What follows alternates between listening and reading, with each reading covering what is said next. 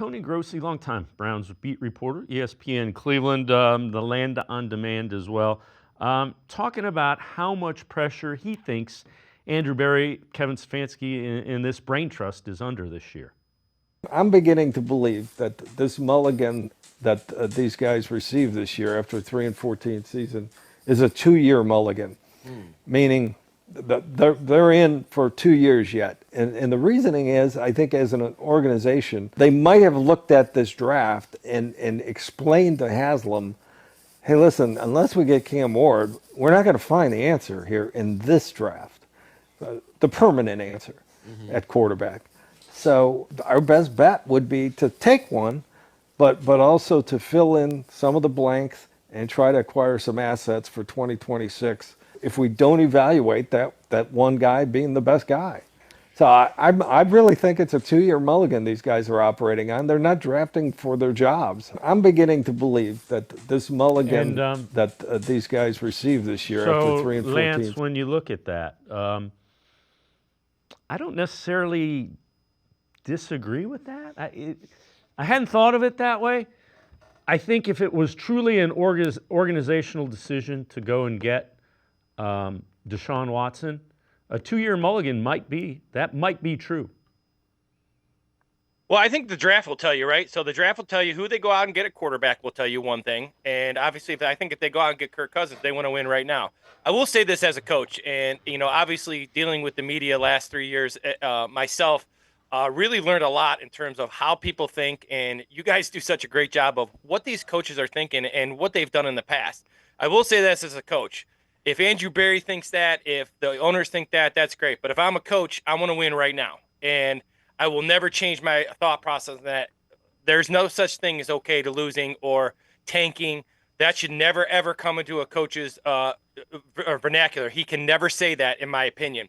Now, if they go out and they draft certain guys and they don't have certain positions, maybe that's the case. But Kevin Stefanski should be pushing to draft a quarterback or whoever he thinks is the best. He should be pushing to get Kirk Cousins. He should be pushing to whatever he thinks he can help him win this year. I don't think a plan for 26 for Kevin Stefanski is the way to go.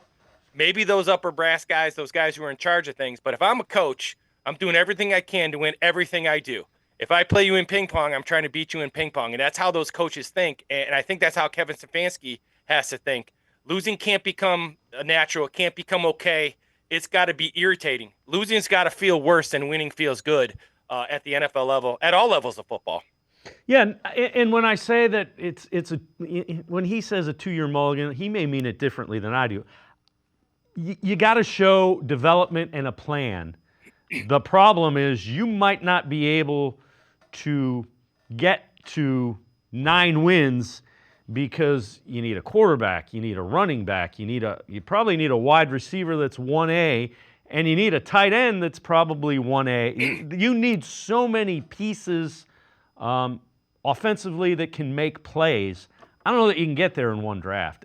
Even as deep as running back is in this draft, and tight ends are pretty deep, you still need so many pieces to get to where you need to be.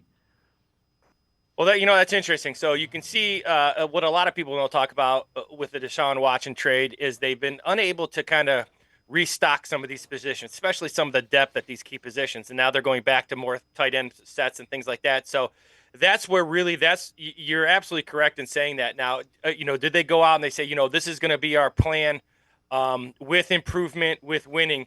And that I agree with. And you're right. There are so many pieces that are missing right now. And a quarterback hides those pieces, right? An elite quarterback can hide some of your deficiencies. And right now the Browns don't have elite quarterback play. And they probably won't have elite quarterback play this year. But they're also not completely far off. It's depth. It's just positions of need.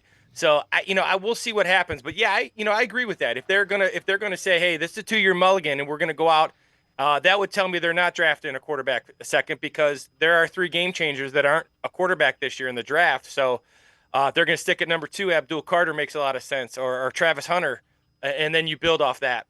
Yeah, I'm with you. And you know what else can help hide average to slightly above average quarterback play? A dominant defense led by a really dominant defensive line.